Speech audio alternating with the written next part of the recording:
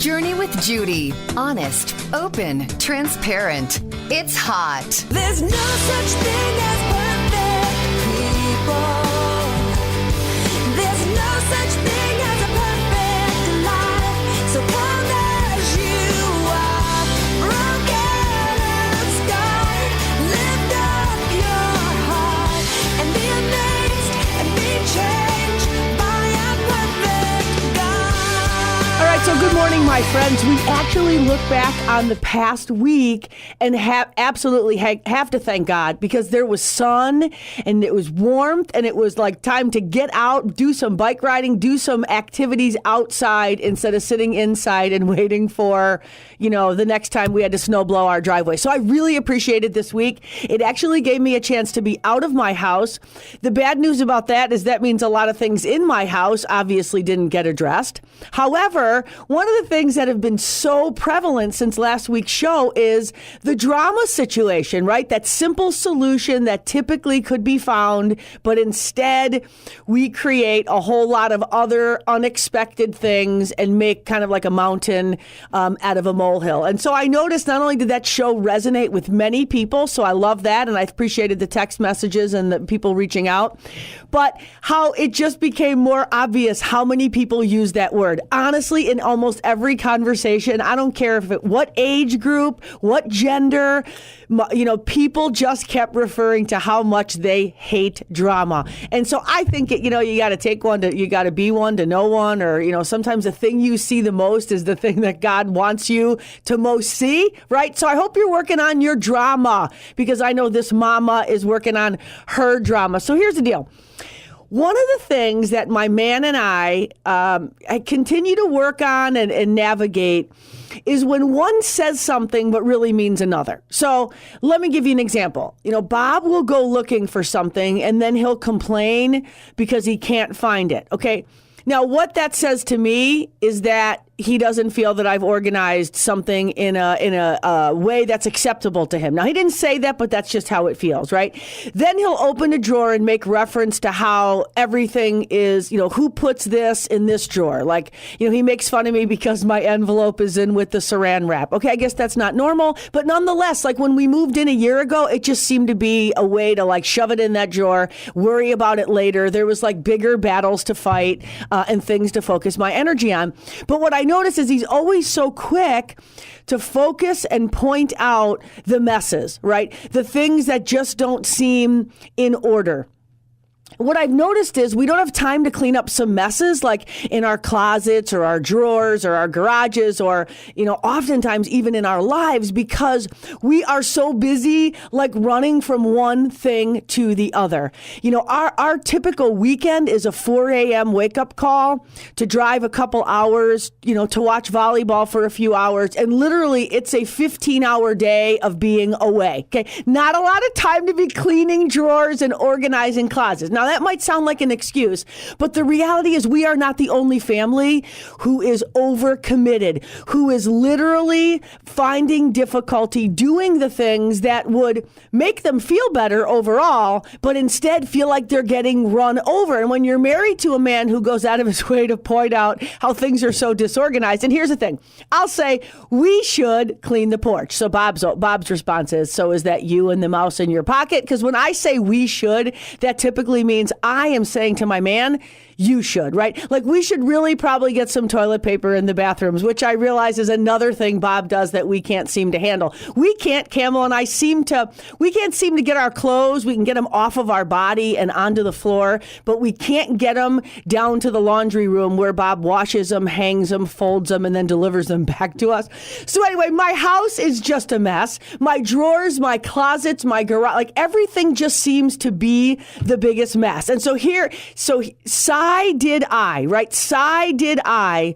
And here's the deal. When I tell you what sigh means, you'll be so happy because I know I'm not the only one who's breathing in and breathing out a big sigh about the mess that we have either created, we are living in, or we continue to allow. So you're journeying with Judy right here on Lake 96.1, and we'll be back to talk about some breathing room after the break.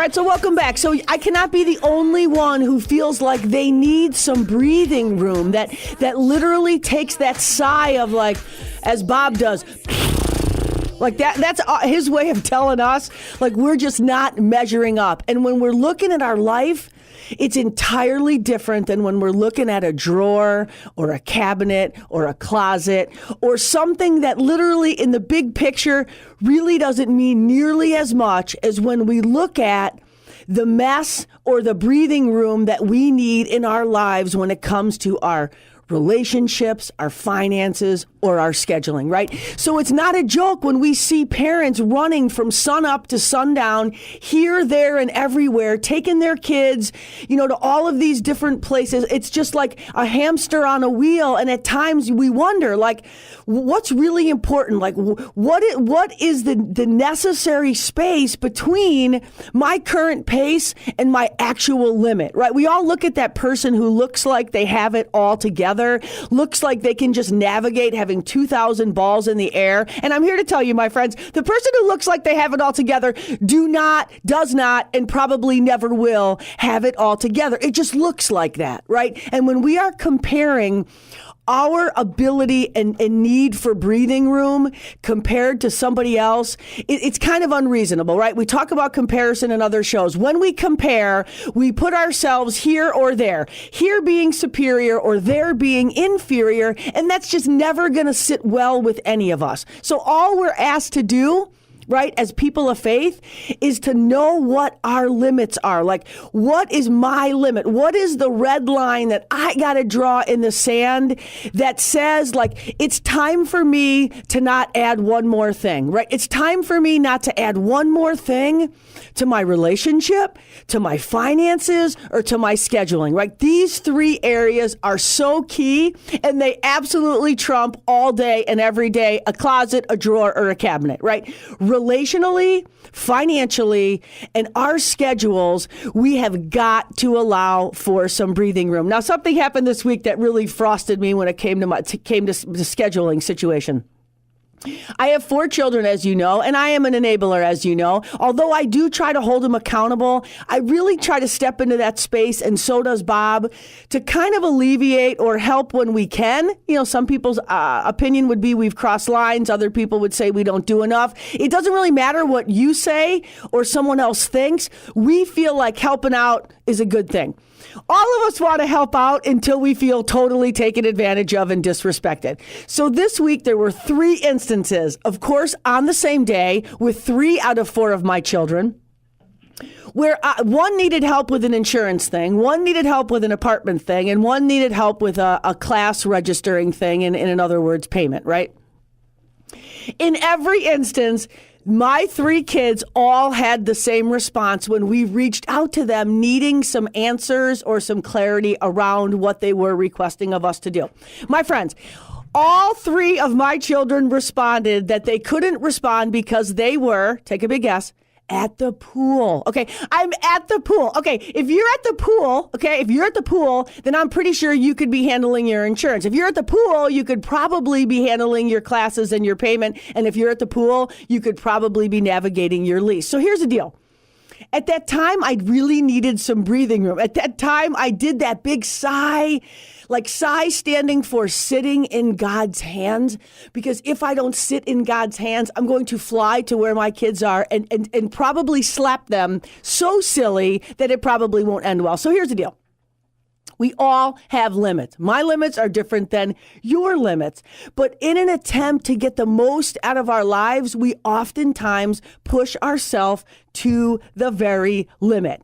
And until we push ourselves to the limit, we really don't realize that we have leveraged and allowed ourselves zero room for margin. And here's the end result. We feel like it's out of control, right? Because we're trying to control so many things and keep so many balls in the air, we oftentimes feel like we have leveraged ourselves to such a level that we absolutely lose control, right? I mean, we are people of faith. People listening to this show, I think typically are people who are looking for some godly wisdom or a godly perspective. And for me to connect faith and life, and here's the deal. We are, regardless of what the world tells us, inspired to, commanded to, it's highly recommended that we lead a life of faith and trust, right? And that requires some sustainable pace where we can keep doing what we need to be doing while we're running our own race, right? This is kind of a Dr. Seuss rhyming show today. So we are wanting to sustain a certain pace, but in the meantime, running our own race. And that race is our own personal one, right? Relationally, financially, and with our schedules. So here's the gig. When we don't have breathing room, when we cannot breathe in that sigh of like, I'm sitting in God's hands, I know my pace, I'm running my race, there is no breathing room. And a couple things typically happen, right? Inevitably, our stress level goes up. Period. As time is running out, we can all feel that thing that's happening when time is running out and we're fighting the clock, right? Number two, our focus narrows. When we feel like we have no breathing room, that we are leveraged to the max, no margin for error, we become fixed and focused on the very thing that we can't do, right? It's like we are so much more aware of what we're not going to be able to do than recognizing if we just had a little breathing room and a little bit of sighing and that like just sitting in God's hands for just that 1 minute, right? We would be handling it differently. And third, our relationships suffer. There is no doubt about it that we are going to take it out, work it out, show up in a much different way when we feel like we just can't breathe, right? We've all had that time that we feel like there's just not enough hours in the day. And when we overcommit relationally, financially, or with our schedules, we are bound to not be able to successfully, sustainably run our race at a God-honoring and fearing pace. You got to love that. So you're journeying with Judy right here on Lake 96.1. Thanks to Cunis Country Auto Group. We will talk about on the other side of the break, the solution. Like, what are we going to do to get some more of that breathing room, which we all need? We'll be back after the break. I love like I'm not scared. Give when it's not fair. Live a life for another.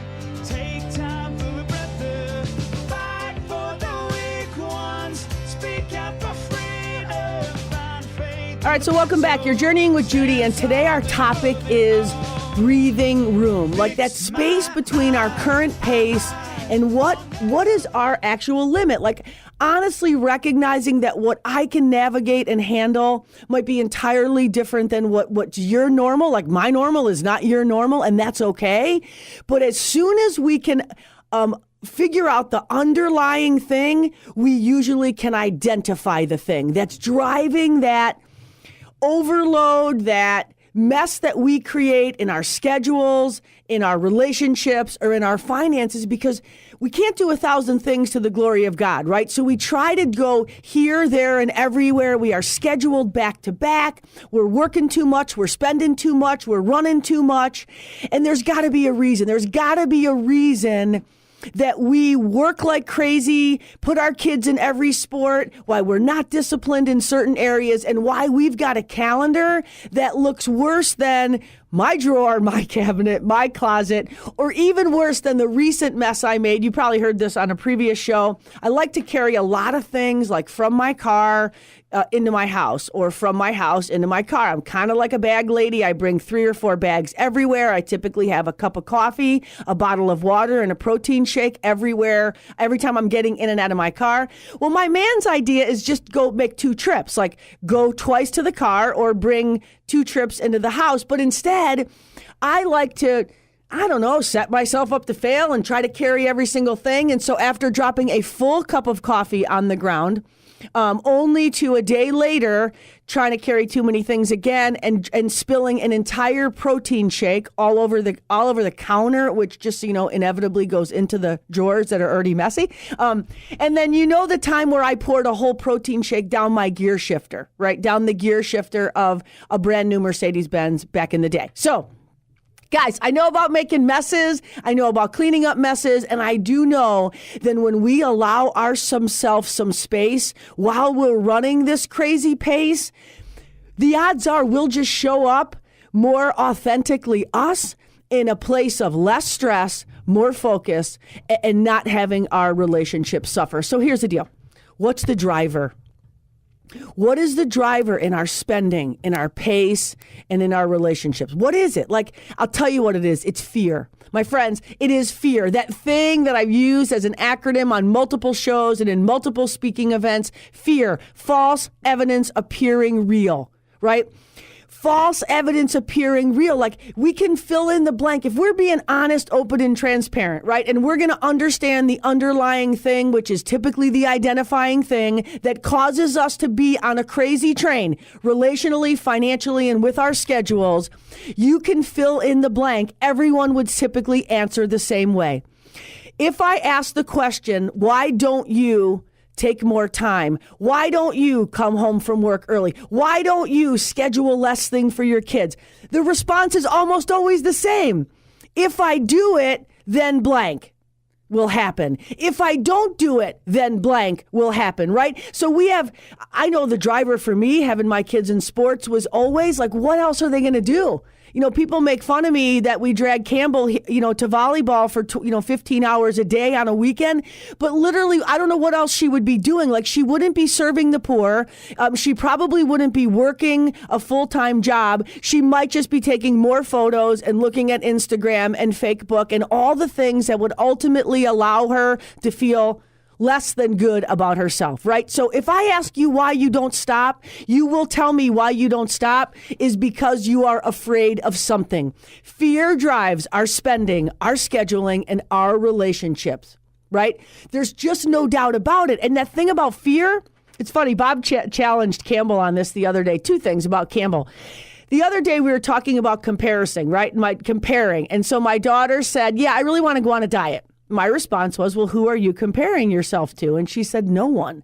Why would I compare myself to somebody else? Okay, if I could meet one woman or 10 women that could actually have that philosophy as a 16-year-old girl, like, I think we all do that. We all compare, right?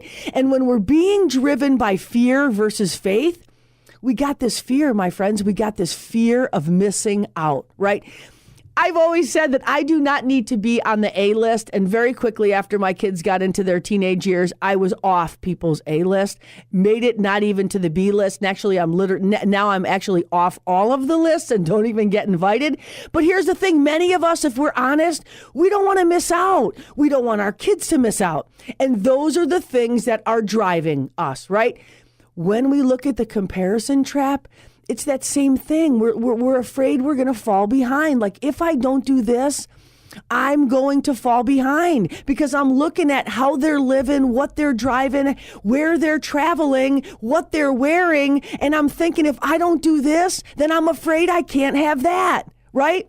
Those things matter not, right? My favorite scripture verse says, seek first the kingdom of God and all else will be given unto you, right? Our fear of maybe even not mattering much has the potential to drive us far away from the things that we value the most. Let me repeat that. Our fear of not mattering, falling behind, or missing out could be the very thing that has the potential to drive us not towards, but away the thing that matters the most, okay?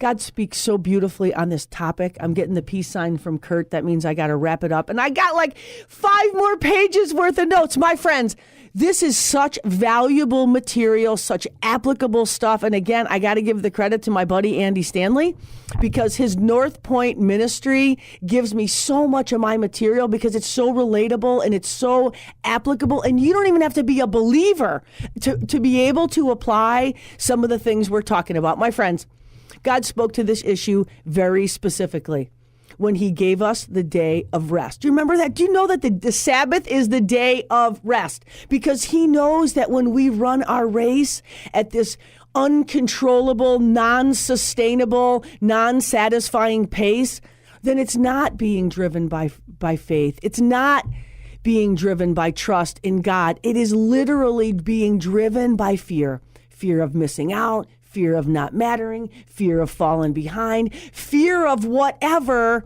which ends up taking us away from the very thing that matters the most. So here's the deal. Jesus is not against. Let me just be clear. Because my son Chandler would say, even Jesus thinks I should play whatever that video game is. I can't think of the name of it right now. For 10 hours a day. No, he does not. Jesus does believe that you should have goals. You should plan. You should prepare. You should be ready and stay ready so you don't have to get ready. But he also says very specifically, do not worry. Do not worry about what you will wear or what you will eat. Because here's the deal. Your Father, says Matthew 6:32, you don't need to worry because your Father knows what you need. See, God knows what we need. And when we are chasing desires that are driven by what we think we want, we almost always lose sight of what we need.